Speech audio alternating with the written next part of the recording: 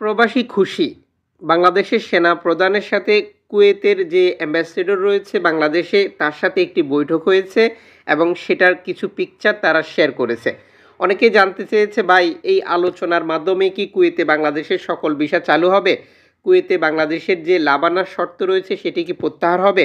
কুয়েতে বাংলাদেশের বেতন কি বাড়বে? এই প্রশ্নগুলো যারা করেছেন তাদের জ্ঞাতার্থে আজকের এই ভিডিওটি। নিজে জানুন, অন্য আরও অনেক ভাই ও বোন এই ধরনের প্রশ্ন করার অপেক্ষায় রয়েছে, তাকেও জানিয়ে দিন।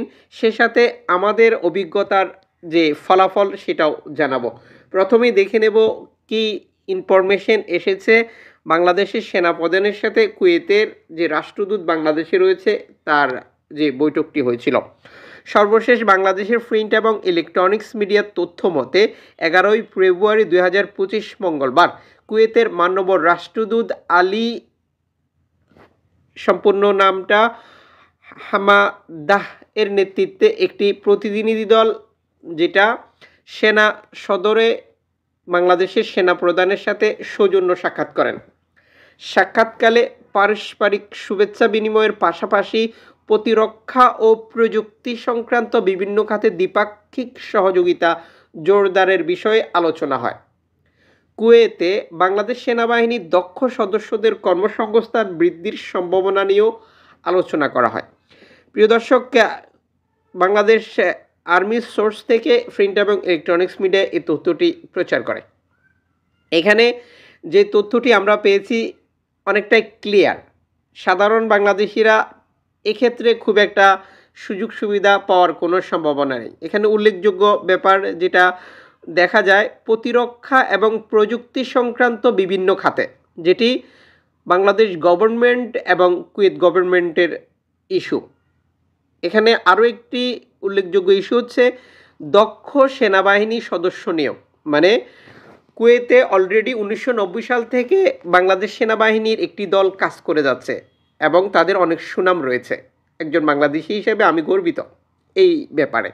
তবে সেনাবাহিনীদের পার্ট সাধারণ প্রবাসীদের কোনো কাজে আসে না, বা সাধারণ প্রবাসীদের পার্ট সেনাবাহিনীদের সাথে যুক্ত না। এটা সম্পূর্ণ গভর্নমেন্ট টু গভর্নমেন্ট পলিসির আওতায় পড়ে।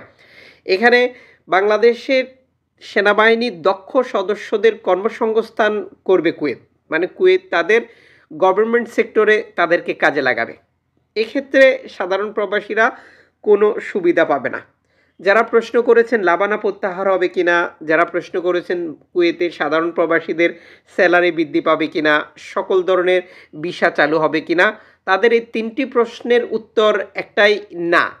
কারণ এই আলোচনায় এই সংক্রান্ত কোনো তথ্যই নেই, আর এক্ষেত্রে সাধারণ প্রবাসীদের কোনো সুবিধাও নেই। তবে আমরা আশা করি আমাদের নীতি নির্ধারকরা রাষ্ট্রদূতের সাথে আলোচনা করে বাংলাদেশিদের যে মেজর প্রবলেম, লাবানা ইস্যু, স্যালারি সংক্রান্ত ব্যাপার, বাংলাদেশিদের স্বাভাবিকভাবে কুয়েতে যাওয়ার যে প্রক্রিয়া, সেগুলো সহজ করার জন্য। তবে সেটারও সম্ভাবনা খুব একটা নেই, যা আমরা আমাদের অভিজ্ঞতা থেকে বলতে পারি।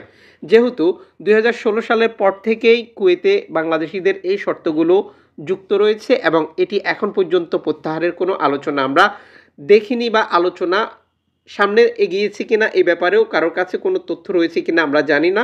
যদি কেউ জেনে থাকেন অবশ্যই কমেন্টস করে সহযোগিতা করবেন বাকি প্রবাসী ভাই বোনকে জানার জন্য। আশা করি আপনারা ক্লিয়ার হয়ে গেছেন, সুখবরের কোনো কিছুই নেই। চ্যানেলটি সাবস্ক্রাইব করে ফেসবুক পেজটি লাইক ফলো করে যুক্ত থাকুন। নতুন ভিডিওতে দেখা হচ্ছে।